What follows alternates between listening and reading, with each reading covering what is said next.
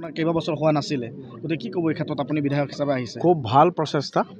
আমি যিমান পাৰোঁ আমি এনেকুৱা অনুষ্ঠান আয়োজিত কৰিব লাগে আৰু এনেকুৱা অঞ্চলত যিমানে ক্ৰীড়া প্ৰতিযোগিতা অনুষ্ঠিত হ'ব আমাৰ সুপ্ত প্ৰতিভাসমূহ সংগঠিত হ'ব, সুপ্ত প্ৰতিভাসমূহ চিনাক্তকৰণ হ'ব। ইতিমধ্যে মাননীয় মুখ্যমন্ত্ৰী ডক্টৰ হিমন্ত বিশ্ব শৰ্মাৰ নেতৃত্বত আৰু প্ৰধানমন্ত্ৰী নৰেন্দ্ৰ মোদী ডাঙৰীয়াৰ নেতৃত্বত ক্ৰীড়াক যাতে আমি ভাৰতবৰ্ষক এক ক্ৰীড়াৰ ক্ষেত্ৰত এক উপযুক্ত পৰিৱেশ গঢ়িব পাৰোঁ তাৰ কাৰণে প্ৰচেষ্টা চলিছে। খেলো ইণ্ডিয়াৰ প্ৰচেষ্টা চলিছে, অসমত ক্ৰীড়া মহাৰণৰ প্ৰস্তুতি চলিছে আৰু অহা চামগুৰিটো আপোনাৰ 22 তাৰিখৰ পৰা আমি ক্ৰীড়া মহাৰণৰ উৎসৱ আমি অনুষ্ঠিত কৰিম।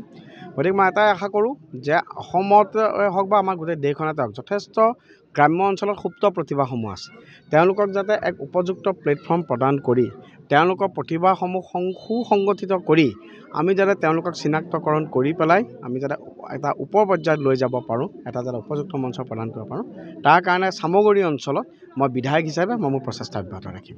হয় দাদা, বিশেষভাৱে মুখ্যমন্ত্ৰীয়ে এবাৰ উপ নিৰ্বাচনৰ সময়ত কৈছিলে যে আপোনাৰ কেইবাটাও উন্নয়নমূলক কামৰ কথা কৈছিলে, তাৰ ভিতৰত এই শালপাৰাতে এখন ষ্টেডিয়াম নিৰ্মাণৰ কথা মাননীয় মুখ্যমন্ত্ৰী মহোদয় নিজেই 20 তাৰিখে আহি আছে, তেখেতে নগাঁৱত আহিব পৰৱৰ্তী সময়ত, এতিয়ালৈকেতো ঠিকে আছে গোটেইখিনি। গতিকে আমি হৈছোঁ কমিটমেণ্ট কৰাৰ পিছত কমিটমেণ্ট কৰা মানুহ, গতিকে মাননীয় মুখ্যমন্ত্ৰী মহোদয়ে কৈছে মোৰো প্ৰচেষ্টা থাকিব আৰু আমাৰ চৰকাৰে, মই সেইটোৱে কৈছোঁ, আমাৰ চৰকাৰখনৰ ক্ৰেডিবিলিটিটোৱে হৈছে কোনো ধৰণৰ বৈষম্য নকৰাকৈ প্ৰকৃত উন্নয়ন।